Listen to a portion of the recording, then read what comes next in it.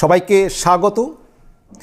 তৃণমূল কংগ্রেসে বারবার বলা হয় নেতৃত্বের তরফ থেকে, মমতা ব্যানার্জি বলেন, অনেকবার বলেছেন, বহু বছর ধরে অভিষেক বন্দ্যোপাধ্যায় বলেন যে তৃণমূল কংগ্রেসের সংগঠনের সংস্কার করা হবে।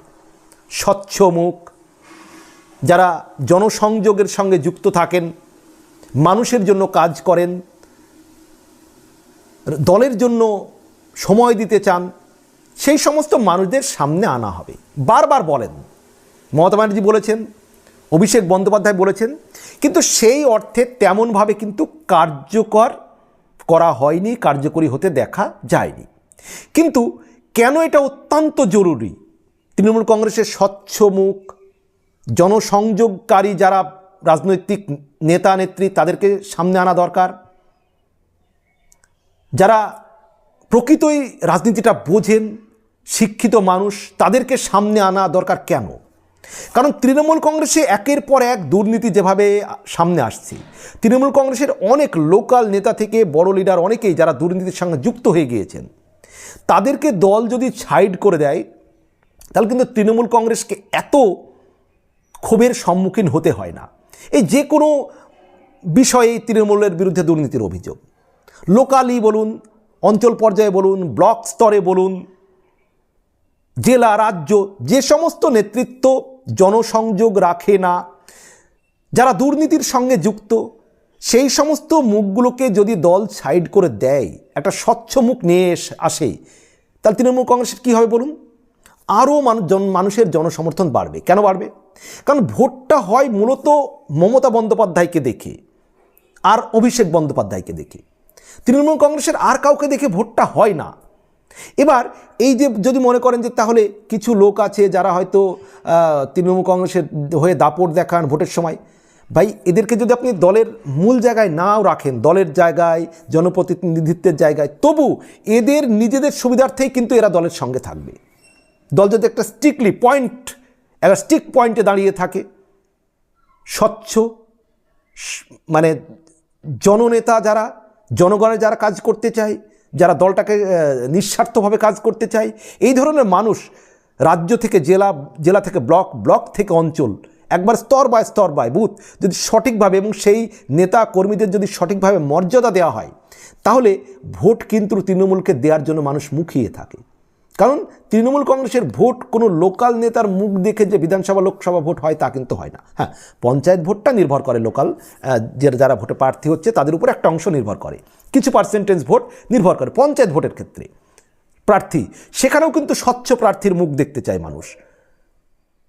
জনগণের যারা ভালো চাইবে, যারা সেবা করতে চায়, সেই সমস্ত মুখ কিন্তু মানুষ চায়।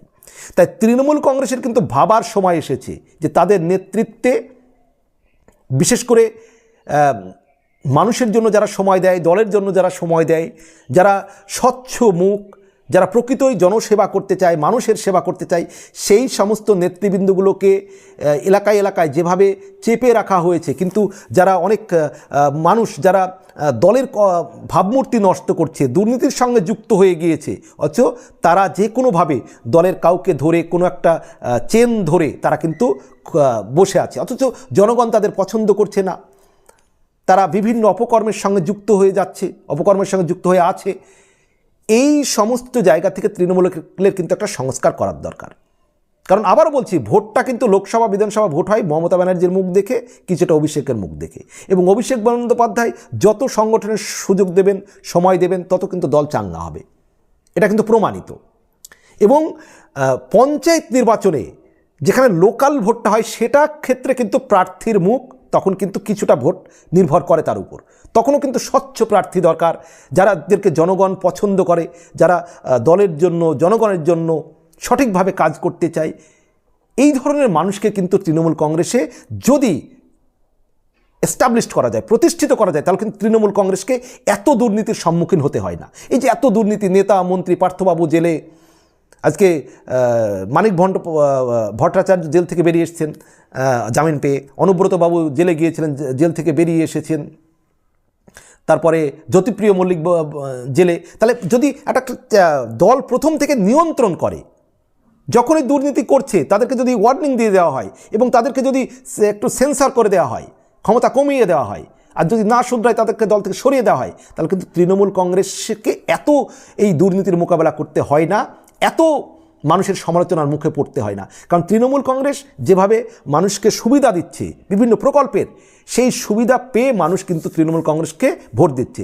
বাকি তৃণমূল কংগ্রেসের এখন যেগুলো দরকার, স্বাস্থ্য পরিষেবা আরও উন্নত করার দরকার, শিক্ষাকে উন্নত করার দরকার, দুর্নীতিকে যতটা সম্ভব মুক্ত করা দরকার, প্রশাসনকে আরও একবার জনগণের বন্ধুরূপে গড়ে তুলতে হবে, যেন একবারে অ্যাক্টিভ ভূমিকা নিতে পারে, মানুষ যেন হসপিটালগুলিতে ভালোভাবে চিকিৎসা পায়, আর স্বচ্ছ মুখগুলো যেন সামনে আসে।